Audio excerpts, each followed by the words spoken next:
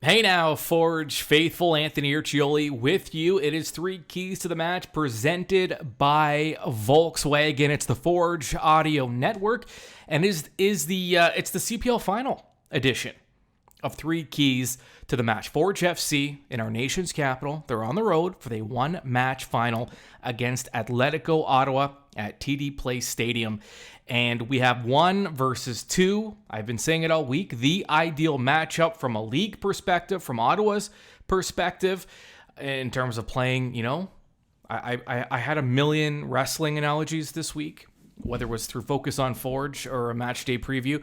You can catch up on all of that as well. But Ric Flair famously said, to be the man, you have to beat the man. And for Atletico Ottawa, who's still trying to kind of cement itself and make a name for itself in this league, who better to play than the marquee club of the CPL, the club that's won 2 titles, that have made 3 finals appearances in 3 seasons, and now making their 4th. And if you're a neutral supporter, I mean, how many storylines do you need here? You have the baby faces, you have Ottawa, you have the heels, you have Forge, which, success breeds that villain status, and Forge definitely the villains in this matchup. So, I mean, there's so much to pay attention to. We're in for a great final. And for Forge, here are the 3 keys to secure their 3rd title in 4 tries. Key number 1 for Forge: chillin' like villains. I said it. Forge, they're the heels, they're the bad guys, they're the evil empire. Now go down the list. Look at every sports league, even look at individual athletes. Look at some that would be considered villains in some way. In baseball, you have the Yankees and the Red Sox and the Astros now. If you're a Leafs fan, you hate the Bruins. If you're a football fan, you probably hate the Cowboys, maybe the Patriots, maybe the Packers. And bringing it back to this sport as a soccer fan, you probably dislike Manchester United, Barcelona, Bayern Munich, Juventus. Why? Why do you dislike those clubs?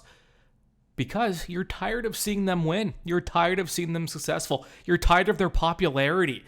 You're tired of everyone talking about them all the time. You want your club mentioned. So, of course, you dislike that other club. That's why they're villains. But they're villains because of their success. If you're an athlete, if you're a pro sports team, you want to be villains. Being a villain is a good thing because it means you've done something right up to that point. So, if you're Forge FC, you embrace the role.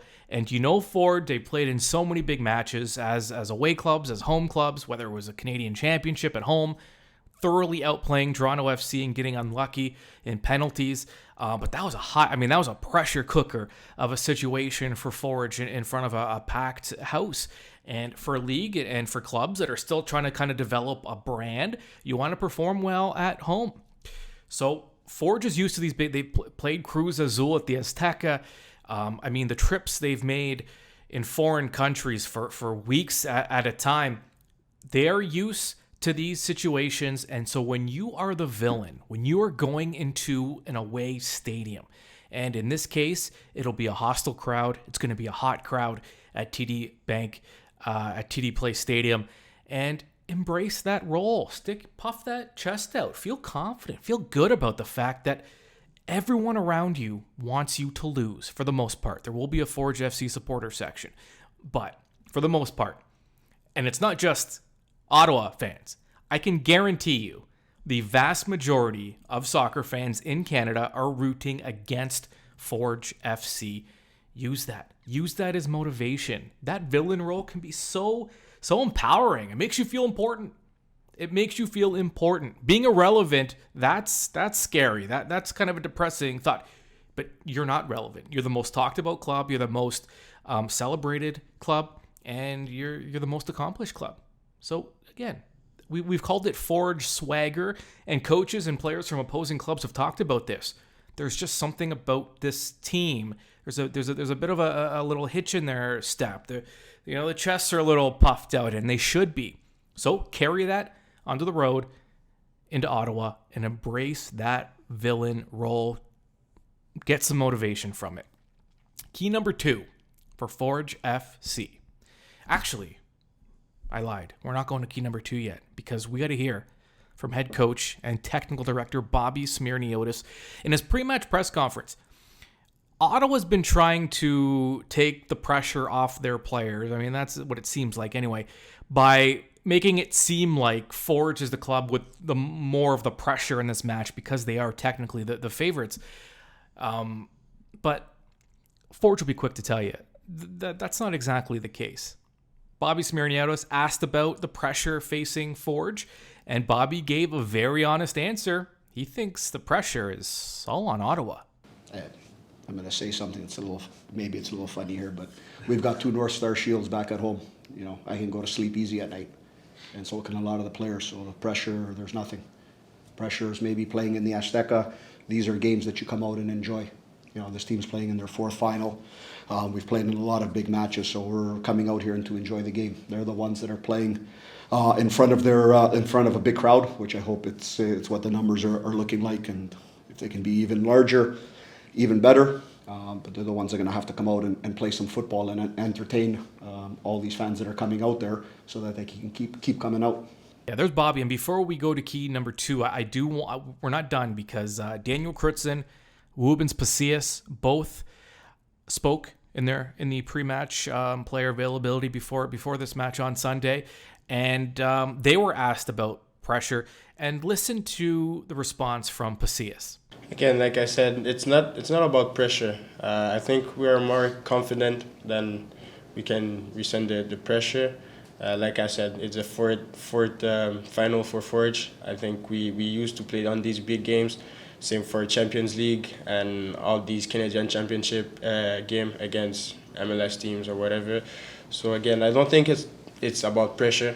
I think we're confident and we know what we have to do on the pitch. So we're not scared or we don't feel the pressure that much. Of course, it's a final. There's always a little bit of pressure, but I think we'll be fine with it. Yeah, I mean, if there's any club in this league that can soak up pressure better than the rest, it is Forge FC. Because not only have they played in these matches, they haven't just shown up to them. I mean, they've thrived in them and they've performed well, right? I mean, they've shocked a lot of clubs, especially some of those foreign clubs that just weren't sure what to expect, and some of those fans that had this newfound respect for Forge FC. This team embraces pressure, and their best players are always their best players in high-pressure moments. So this club's ready. This club's not feeling it, and I would agree, and I'm not just saying that because I don't want Bobby to ever be mad at me. That's not why I'm saying this. The reality is, when you look at it on paper, of course the pressure is on Ottawa. A lot of players who haven't been in this situation, who haven't seen as many fans as they're about to see in their home stadium, there's pressure to perform. And that's going to lead us into the second and third keys here. Key number 2 for Forge, dictate. Forge is coming in with a game plan. Keep it, control it, stick with what you do. Nothing Ottawa can do can throw you off.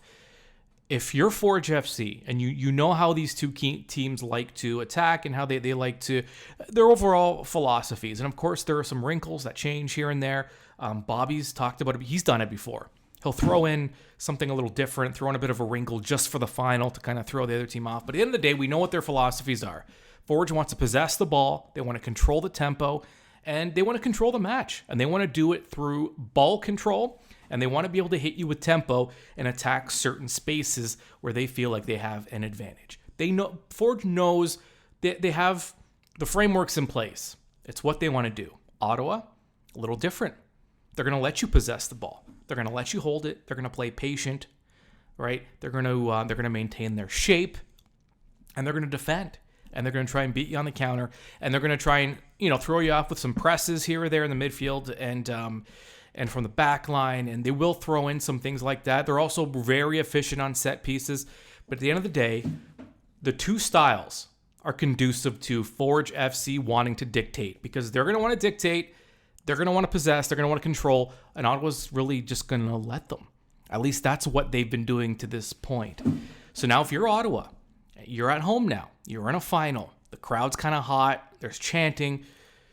Does that almost throw you off your game? Does it give you a little too much energy, or it gets you out of position?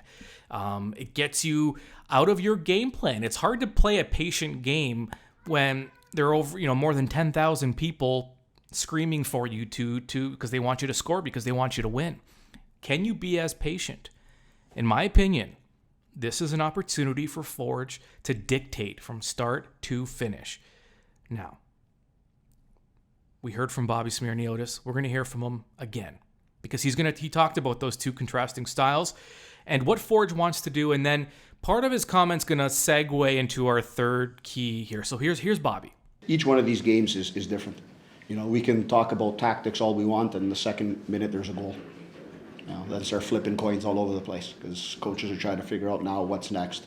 And that's the beauty of the game. I was talking with a few of the Hamilton Tiger Cats players that are in our hotel, and we're talking about the differences. And, their game is frame by frame and play by play. And they're like, Coach, you guys don't stop running. You guys don't stop moving. This game just keeps on going. And that's the reality of it. There's a million different things and situations that are going to happen in the game. And both teams can work on something so well throughout the week, and then there's an instant that changes it. So I think the most important thing is that you keep an even head. Your mentality is even, whether things are going well or if things don't go well, because you have to stick to the game plan. You have to stick to what you think is going to succeed as a player, because for sure at some point, one team is going to be up and one team is going to be down. Whether that happens within the 90 minutes, 120, or after what nobody wants to see at the end. But it's going to happen. So you have to be prepared for it. It's inevitable. And at the end of the day, that's what it comes down to, right? You can go in with any game plan you want, but all of a sudden things change. What's the Mike Tyson line? Everyone has a game plan. Everyone has a strategy. Everyone has a plan until they get punched in the mouth. Well, the punch in the mouth in this case would be the first goal, which brings us to our third key. First. That's it. First. First goal is going to be massive. It's going to be even bigger if Forge is the one that scores first. Why? If Ottawa scores first, it really doesn't change Forge's game plan. The way Forge plays in the first minute is typically the same way they're going to play in the 90th, with very few exceptions. And Forge is confident that they can find offense if they need it. They have enough game breakers and enough players that can, flip a game on its head and take over if they need to. So Forge FC feels good about that. Even if they give up the first goal, they don't want to, of course, right? You don't want Otto to be able to just sit back even more and get too comfortable in their shell. But if Forge scores first, what do you do if you're Ottawa? And especially if it's an early goal. Imagine, kind of like Bobby said, you're planning for a week. This is what we're going to do. This is what we're going to do. All of a sudden, the other team comes out and scores in the first few minutes. Everything you've worked on, everything you've planned for the week is essentially out the window, and you're starting from scratch. Now you're chasing. Now you're panicked. You're also at home, and this is when we talk about pressure. This is where the pressure. If you're Ottawa, it's in your head when you have that many people that are waiting for you to score, to win. You want to make a good impression. You want to build something for next season and the season after that. You don't want to lose that momentum. You especially don't want to get blown out at home. So what happens now if you give up the first goal, the second goal? Your game plan is completely out the window. Scoring the first goal is going to be huge in this contest. It will especially be dire if Ottawa is the club that gives up the first goal.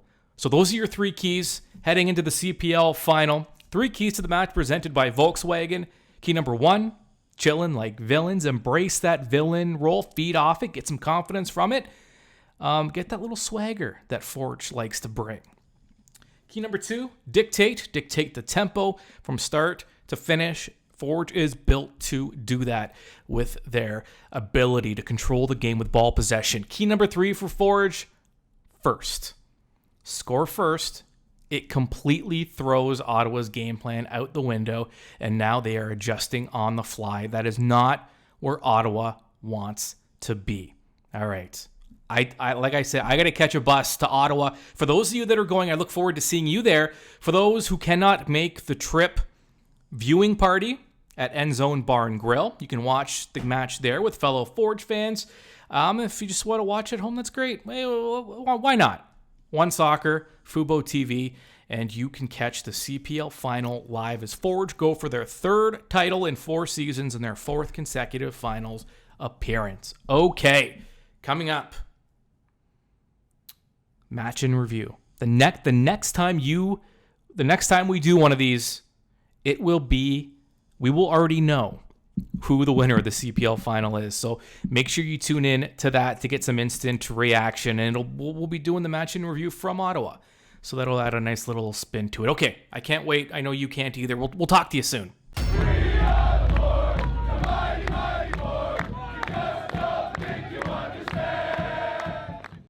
Forge FC is ready, and now you are too. This has been 3 Keys to the Match on the Forge Audio Network. Keep up to date on your Forge FC by subscribing to the Forge Audio Network on Spotify or wherever you get your podcasts.